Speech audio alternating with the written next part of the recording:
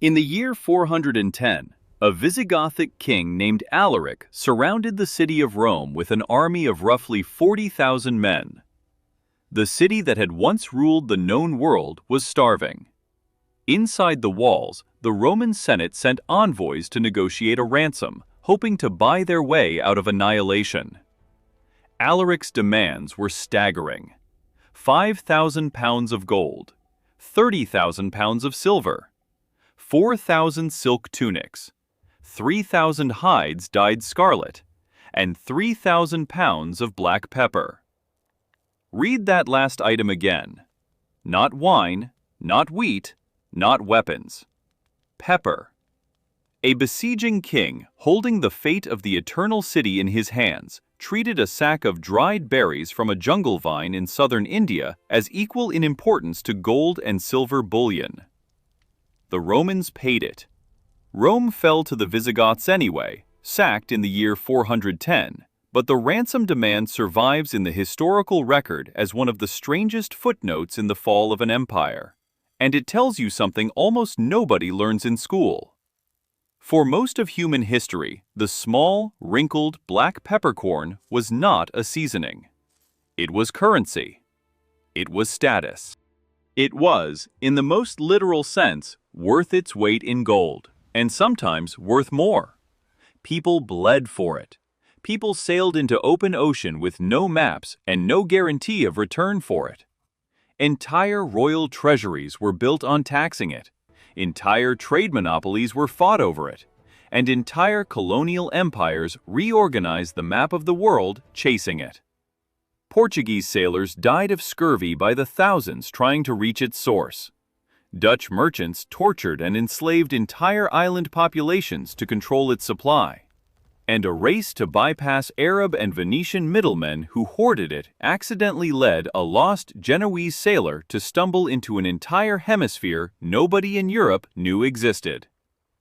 All of that for a plant you can now buy in a plastic grinder at any grocery store for about $3. So how did black pepper, a humble dried berry from the rainforests of southern India, become valuable enough to ransom the capital of the Roman Empire? Valuable enough to fund wars and voyages and colonial invasions, and then collapse into something so cheap and ordinary that it sits forgotten next to the salt shaker on every table in the world. That is the story, and it does not start in Rome. It starts almost 4,000 years earlier, in a wet, green stretch of coastline in southern India known today as the Malabar coast.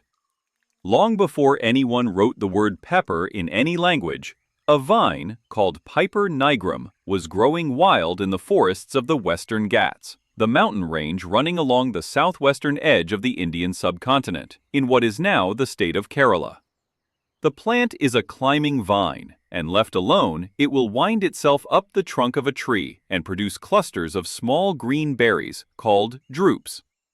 Local communities in the region, the ancestors of the people who still farm pepper there today, figured out something remarkable thousands of years before anyone had a word for chemistry or food science.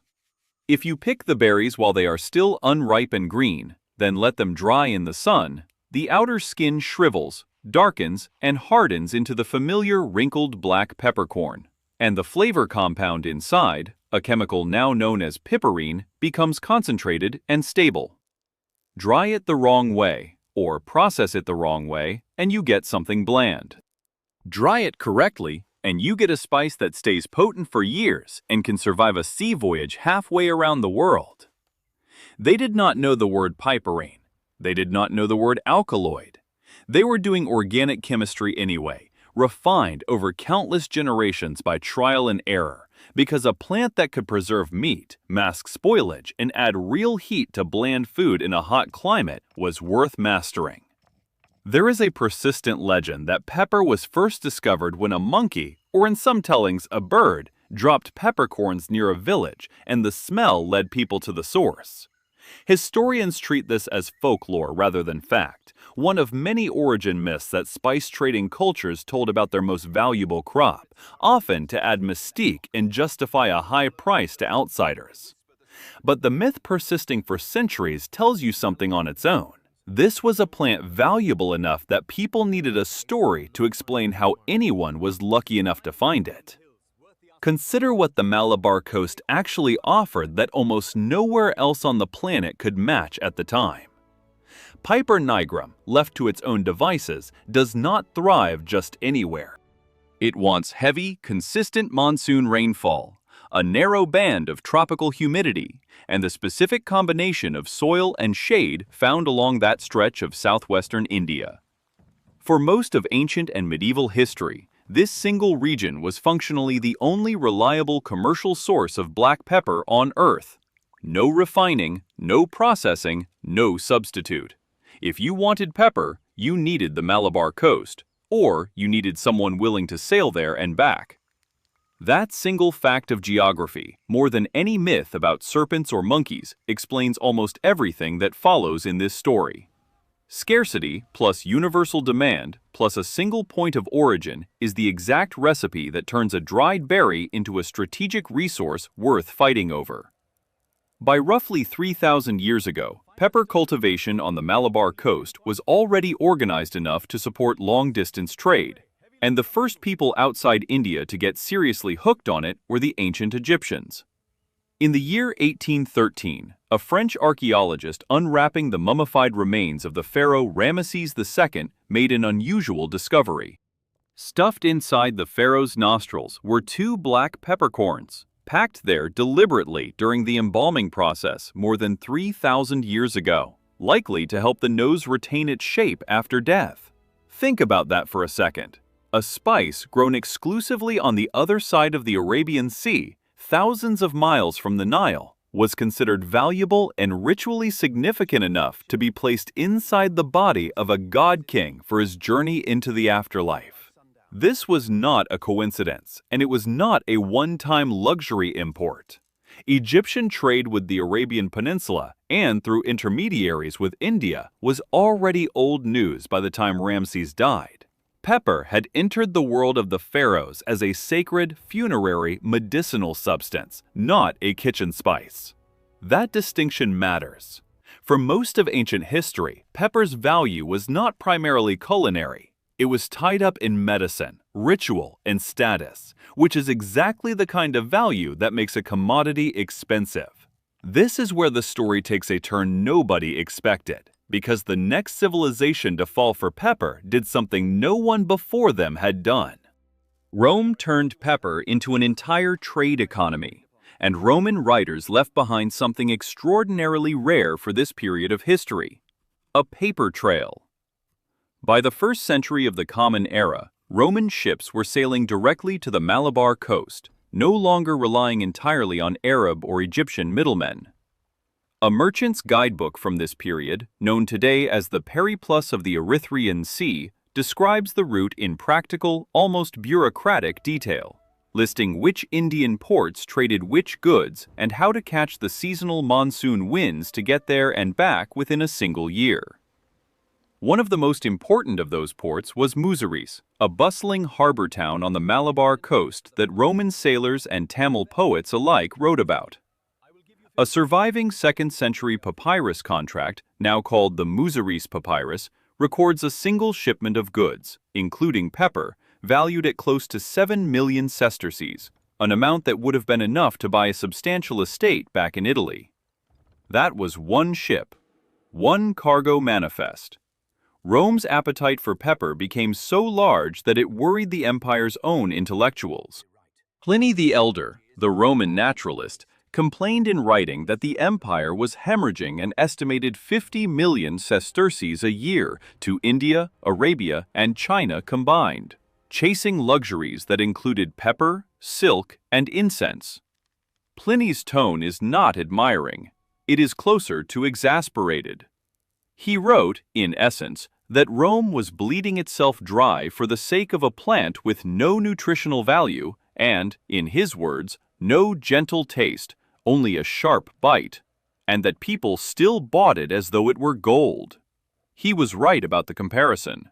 Roman merchants and moneylenders sometimes literally used pepper as a substitute for currency, and the empire built a dedicated pepper warehouse near the Roman Forum, the Horea Piperitaria, purely to store the empire's imported stock. A government building constructed specifically to warehouse a spice. This was not about seasoning food. Pepper revenue and pepper taxation were embedded directly into the machinery of the Roman economy. It funded households. It funded status displays at banquets, where a host might show off by dousing every course in imported pepper. And eventually, it funded ransoms, as Alaric proved when he stood outside Rome's walls a few centuries later and demanded 3,000 pounds of it alongside the gold. The scale of this trade also depended on something Rome understood better than almost any empire before it: logistics. Twice a year, the monsoon winds over the Indian Ocean reverse direction, blowing steadily one way for months and then the other way for months. Roman and Greek sailors operating out of Egyptian Red Sea ports such as Berenice and Myos Hormos learned to time their crossings to these seasonal winds, riding one monsoon out to the Malabar coast and the opposite monsoon back home, a round trip that could be completed within a single year, rather than the multi-year odysseys required by coast-hugging routes. Roman geographers sometimes credited a Greek navigator named Hippalus with formally charting this monsoon pattern, though how much he actually discovered versus how much he learned from Arab and Indian sailors who already understood these winds remains genuinely debated among historians. Either way, the result was a trade network efficient enough that at its peak, Roman writers describe well over 100 ships a year sailing from Egypt to India and back, loaded with pepper, gemstones, cotton, and spices, and returning with Roman gold, wine, and glassware headed the other direction. And when Rome fell, the demand for pepper did not fall with it. Meanwhile, across the trade routes connecting India to the Mediterranean, a long chain of middlemen had emerged, each one adding a markup, each one guarding their piece of the route as a trade secret. Arab merchants controlled the overland and Red Sea routes from India through the Arabian Peninsula. Later, as the medieval period progressed, the Republic of Venice secured exclusive trading arrangements with Mamluk Egypt, which controlled the crucial port of Alexandria, where spices arriving from the east were funneled into the Mediterranean. By the time a sack of pepper reached a spice merchant's stall in London or Bruges, it might have passed through 6 or 7 sets of hands, each one taking a cut, and the price at the far end could be marked up by many multiples of what it cost at the source in Kerala. Venice in particular built an entire empire on this monopoly. For roughly 2 centuries, Venetian merchants held something close to exclusive control over the flow of pepper, cinnamon, cloves, and nutmeg into Western Europe, and the city's wealth, its palaces, its navy, its political dominance in the Mediterranean rested substantially on this single supply chain. If you wanted pepper in medieval Europe, you were, whether you knew it or not, paying a Venetian tax. Europeans of this era did not entirely understand where pepper came from, and that ignorance produced some genuinely bizarre beliefs. Medieval European writers passed around a story claiming that pepper grew in forests guarded by venomous serpents, and that the only way harvesters could gather it safely was to set the forest on fire, which was also supposedly why black peppercorns looked shriveled and burnt. None of this was true. It was a story invented, deliberately or not, by traders who had every financial incentive to make the supply chain sound more dangerous and mysterious than it actually was. A dangerous, serpent-guarded harvest justifies an outrageous price far better than the truth, which was a well-organized agricultural region in southern India with a mature and efficient trading culture. Pepper also became entangled in medieval European medicine and, strangely, in Christian theological debate. Physicians of the period prescribed pepper for ailments ranging from digestive trouble to the plague itself, believing its heat could balance the body's humors. And in some medieval European churches and universities, clergymen and scholars debated in earnest whether the pursuit of exotic spices like pepper represented sinful gluttony and worldly excess, or whether the spice trade served a legitimate divine purpose by connecting Christian Europe to distant lands. That is not something anyone made up for effect. That was a real theological argument conducted seriously about a dried berry. By the late Middle Ages, pepper had become so central to trade and taxation that its price was used as a kind of informal economic yardstick, and hoarding it, taxing it, or manipulating its supply could genuinely shift a city's fortunes. In some medieval European towns, rents, dowries, and fines were occasionally calculated or paid in peppercorns rather than coin, a practice so entrenched that the phrase peppercorn rent survives in English legal language today, describing a token, nominal payment, a linguistic fossil from an era when a single peppercorn was still considered a meaningful unit of value. Guild records from cities such as London and Bruges describe pepper being weighed out grain by grain for high-value transactions, with merchants keeping the spice locked in guarded storerooms alongside gold and silver plate. This was the environment a group of ambitious, seafaring monarchs on the Iberian Peninsula looked at and thought, "We are done paying the markup." The turning point in pepper's history has a name attached to it, and the name is Vasco da Gama. By the end of the 15th century, the Kingdom of Portugal had spent decades investing in a single, expensive, unglamorous goal: finding a sea route to India that bypassed the Arab and Venetian middlemen entirely. Portuguese sailors had been creeping down the coast of Africa for generations, funded largely through the ambition of Prince Henry, posthumously nicknamed the Navigator, despite the fact that he himself apparently never sailed on any of these expeditions, which does make the nickname a bit generous. In the year 1498, a Portuguese captain named Vasco da Gama finally succeeded where others had failed. He rounded the southern tip of Africa, crossed the Indian Ocean with the help of an Arab navigator he picked up along the way, and sailed directly into the harbor of Calicut on the Malabar coast of India, the same pepper-growing region that had supplied Rome more than 1,000 years earlier. Da Gama's arrival did not go smoothly. When he met with the Zamorin, the local ruler of Calicut, and presented his gifts, the Zamorin's court reportedly found them almost embarrassingly modest. Cloth and hats and basins, nothing close to the gold and silk the Zamorin's officials were accustomed to receiving from Arab and Chinese traders. The negotiations were tense, and the Portuguese left with only a partial cargo. But it did not matter. Da Gama had proven the route existed. He had sailed from Lisbon to the source of the pepper trade and back, and the pepper he did manage to bring home reportedly sold for a profit many times the cost of the entire voyage, even after losing more than half his crew to disease and hardship along the way. Entire crews died of scurvy, shipwreck, and violence on these journeys, and Portugal kept sending more ships anyway, because the math was that favorable. This decision seemed small at the time. One captain, 4 ships, a rough negotiation in a foreign port. It was not. It broke a monopoly that had stood for centuries, and it launched an age of European maritime empire that would remake the entire world. If you are finding this interesting, hit subscribe. We cover stories like this every week, and you will not want to miss what comes next, because the story of pepper is about to turn violent. Portugal did not stop at trading. Once Da Gama proved the sea route worked, Portuguese commanders returned to India not as merchants asking politely for cargo, but as an armed force determined to seize control of the spice trade outright. In the year 1500, a Portuguese fleet commanded by Pedro Álvares Cabral bombarded Calicut after a dispute with local traders turned violent. A decade later, a Portuguese governor named Afonso de Albuquerque captured the port city of Goa on the western coast of India and turned it into the administrative center of an entire Portuguese colonial network stretching from East Africa to Southeast Asia.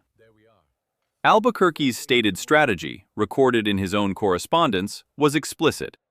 Control the choke points of the spice trade militarily, and Europe's pepper would flow through Portuguese hands, whether Arab, Venetian, or Indian merchants liked it or not. This is the part that should make you angry, if it does not already. What began as a commercial rivalry between trading empires curdled within a single generation into a colonial project enforced by cannon fire. Portuguese fleets attacked Arab merchant shipping in the Indian Ocean specifically to choke off the old trade routes. Local rulers who resisted Portuguese demands faced naval bombardment, and the profits flowing back to Lisbon were staggering enough that the Portuguese crown, for a period, essentially ran a royal pepper monopoly, with the king personally profiting from a share of every cargo that arrived from India. But Portugal did not hold this position forever. Within a century, a new and even more ruthless competitor entered the pepper and spice trade, and this is where the story gets genuinely dark. In the year 1602, a group of Dutch merchants pooled their resources and their government's blessing to form the Dutch East India Company, known by its Dutch initials, the VOC. It was not simply a trading company. It was granted quasi-governmental powers by the Dutch government, including the authority to wage war, negotiate treaties, and establish colonies on its own initiative, without waiting for permission from home. The VOC set its sights on the pepper-producing regions of the Indonesian archipelago, particularly the island of Sumatra and the coast of Java, and later expanded its brutal template to other spice-producing islands throughout the region. The VOC's approach to controlling supply was not subtle. In regions producing nutmeg and cloves, the company enforced its monopoly through outright massacre and enslavement, most infamously on the Banda Islands in the year 1621, where Dutch forces under Governor-General John Peter Zoon Cohen killed or deported nearly the entire native population, an estimated 15,000 people, and replaced them with an enslaved and indentured workforce to run the spice plantations under Dutch control. Pepper cultivation across VOC-controlled territories followed the same underlying logic, even where the violence took different forms. Local farmers in pepper-growing regions were frequently forced into cultivation quotas under a system of coerced labor, compelled to grow and sell pepper exclusively to the VOC at prices the company itself set, with brutal punishments, including mutilation and execution, for farmers caught selling to competing traders or smugglers. This was not free trade with occasional abuses. This was an entire regional economy restructured around forced labor to guarantee a European monopoly on a spice. This was not just about the pepper. It was not just about the profit margins in Amsterdam. It was about an entire system of colonial extraction where the wealth, comfort, and seasoning of European dinner tables was purchased directly with the freedom, and often the lives, of people thousands of miles away who had no say in the arrangement. Historians estimate that VOC operations across the spice-producing islands of what is now Indonesia, taken as a whole across the 17th and 18th centuries, contributed to the deaths of tens of thousands of people through violence, forced labor, and the deliberate destruction of local food-growing capacity in favor of cash crop monoculture. The exact figures remain debated among historians, given the patchy nature of colonial-era record-keeping. But the pattern of company-enforced violence in pursuit of spice monopoly is not in dispute. It is documented extensively in the VOC's own surviving records.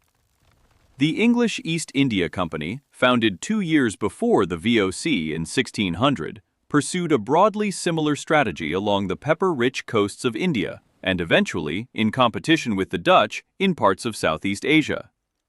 Both companies fought each other directly, including a violent clash in the Banda Sea region and prolonged rivalry throughout the East Indies, essentially waging a corporate war whose ultimate prize was control over spices, pepper prominently among them. The human cost of this rivalry extended well beyond the Spice Islands themselves. Both the VOC and the English East India Company built and maintained fortified trading posts, garrisoned with soldiers along the pepper coasts of India and Sumatra, effectively privatizing warfare in the pursuit of commercial monopoly. Local kingdoms along the Malabar and Sumatran coasts, the same regions that had cultivated and traded pepper on their own terms for thousands of years before any European ship arrived, increasingly found themselves squeezed between rival companies demanding exclusive supply contracts, backed by the threat of naval bombardment or the burning of crops belonging to farmers who sold to a competitor. Some local rulers played the European companies against one another with real political skill, extracting favorable terms or weapons in exchange for pepper contracts. Others simply lost control of their own coastlines.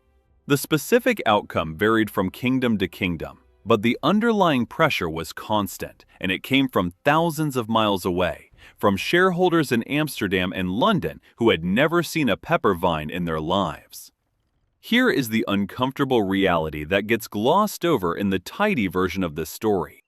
The age of exploration, so often taught as a tale of daring navigators and scientific curiosity, was in large part a hunt for pepper, cinnamon, cloves, and nutmeg, and the methods used to secure that hunt included massacre, slavery, and the deliberate starvation of colonized populations. Christopher Columbus himself, sailing west in 1492 under the flag of Spain rather than Portugal, was attempting to reach the same pepper-producing regions of Asia by a different route entirely, which is the reason he called the people he encountered in the Caribbean Indians in the first place, and the reason the chili peppers he brought back to Europe, an entirely unrelated plant native to the Americas, ended up sharing the English word pepper with the Indian spice, simply because Columbus assumed, incorrectly, that he had found a new source of the same valuable commodity. Two completely different plants, one shared name, because of a 500-year-old case of mistaken identity born entirely out of pepper's enormous economic gravity. By the 18th century, the balance of pepper's global supply chain had begun to shift again, this time toward a slow and steady process of expansion and diversification rather than violent monopoly. Pepper cultivation spread beyond the Malabar coast and the islands of Indonesia to new regions, including Sumatra under both Dutch and later more diversified private cultivation, and eventually to entirely new pepper-growing regions established by European colonial administrations and by independent traders chasing profit outside the old company monopolies. One of the more surprising chapters in pepper's globalization involves a small port town on the northeastern coast of the United States. In the decades following American independence, merchants from Salem, Massachusetts began sailing directly to Sumatra to buy pepper wholesale from local growers, cutting out European middlemen entirely. The trade made a number of Salem families extraordinarily wealthy, and, for a period in the early 1800s, Salem functioned as one of the largest pepper importing ports in the entire world, an almost absurd historical footnote for a small New England fishing town. Essentially, the Amazon warehouse of pepper for early 19th century America, built on relationships with Sumatran growers who, for once in this story, were negotiating directly with buyers rather than through an armed colonial monopoly. As global shipping became faster, cheaper, and less monopolized over the course of the 19th century, and as steamships replaced sailing vessels, cutting travel time between Asia and Europe dramatically, pepper's price on world markets began a long, steady decline. What had once required a life-threatening multi-year voyage now took weeks. What had once passed through 6 sets of middlemen, each one taking a cut, now moved through vastly more efficient and competitive shipping networks. Supply increased, routes multiplied, and the price of pepper, adjusted for the value of money at the time, kept falling decade after decade as it transformed from a rare luxury good into an increasingly ordinary commercial commodity. The invention that finally cemented pepper's place as an everyday kitchen staple, rather than a locked-away luxury, was almost embarrassingly mundane: the mass-produced pepper grinder, and, later, the pre-ground pepper shaker, which put a formerly precious substance within arm's reach of ordinary households, rather than locked in a merchant's strongbox. By the 20th century, black pepper sat on virtually every table in the Western world, alongside salt, as one half of the most basic seasoning pairing in Western cooking, its ancient status as a currency-grade luxury completely forgotten by the people casually shaking it onto their eggs each morning. There is a real irony buried in exactly how that pairing came to dominate Western tables.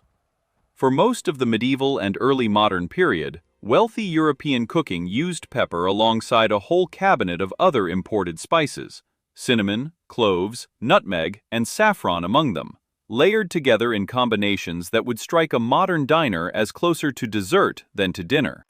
Salt and pepper becoming the default, near-universal seasoning pair on Western tables was a much later development, tied directly to the same forces that made pepper cheap in the first place: Once pepper's price collapsed and the other spices remained comparatively expensive or fell out of fashion, pepper won the seat at the table by outlasting its former rivals economically, not because its flavor was ever considered superior to theirs. In other words, the pepper shaker sitting on your table today is there partly by historical accident, a survivor of a price war fought centuries ago among spices most people alive today could not name. Today, the numbers around pepper are almost the exact inverse of its ancient reputation. Global pepper production now runs to several 100,000 metric tons a year, and Vietnam alone, a country that was barely a marginal player in the pepper trade a century ago, now accounts for roughly a third to nearly half of total global pepper exports in a typical year, having overtaken India, Indonesia, and Brazil to become the largest pepper-producing and exporting nation on Earth. The global pepper market as a whole is valued at several $billion annually, and black pepper remains, by trade volume, the single most traded spice in the entire world, ahead of cinnamon, cloves, cumin, and every other spice that once rode alongside it on those same dangerous medieval trade routes. But pepper is far more than just a table seasoning today, and this next part tends to catch people off guard.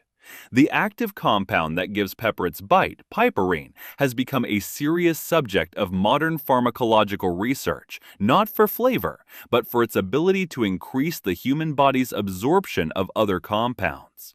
Piperine has been shown in scientific studies to significantly increase the bioavailability of curcumin, the active compound in turmeric, which is one of the reasons you will now find black pepper paired deliberately with turmeric in modern health supplements, not for taste, but for chemistry. The exact same molecule that made Roman moneylenders treat pepper as a substitute for coin is now being studied by pharmaceutical researchers for its ability to help the human body absorb medicine more effectively. A plant good enough to ransom Rome is now good enough to help your vitamins actually work. Here is the detail that makes this whole story strange to sit with. The peppercorn resting in your kitchen cabinet right now is, genetically and chemically, essentially identical to the peppercorns that Roman merchants stored in a dedicated government warehouse, that Alaric demanded as ransom for the survival of Rome, that Vasco da Gama nearly died crossing an ocean to reach, and that Dutch colonial administrators enforced with mutilation and execution to control. Nothing about the plant itself changed. What changed was supply and distance and who controlled the routes in between. It was there in the nostrils of an Egyptian pharaoh being prepared for the afterlife. It was there in the warehouses of Rome, worth its weight in a ransom demand that helped seal the fate of an empire. It was there behind the walls of Venice's spice monopoly, funding palaces and navies for 2 centuries. It was there in the hold of Vasco da Gama's ship, the payoff that justified an ocean crossing that killed more than half his crew. It was there, in the blood-soaked ledgers of the Dutch East India Company, enforced with massacre and forced labor across the islands of Indonesia. It was there, in the warehouses of Salem, Massachusetts, making New England shipping families rich on the far side of the world from where the vine actually grows. And it is there, right now, in a small glass grinder sitting within arm's reach of almost every kitchen table on the planet, so cheap and so ordinary that most people would not think twice about knocking it onto the floor. Not bad for a shriveled sun-dried berry that once helped decide whether Rome would survive the night. If any part of this surprised you, the empire it funded, the massacres it drove, the ocean voyages it justified, or the fact that it is chemically identical to the pepper on your table right now, let me know in the comments which detail hit you hardest. And do me a favor and hit subscribe, because we tell stories exactly like this every week, tracing the hidden history behind the everyday things sitting in your kitchen right now. I will see you in the next one.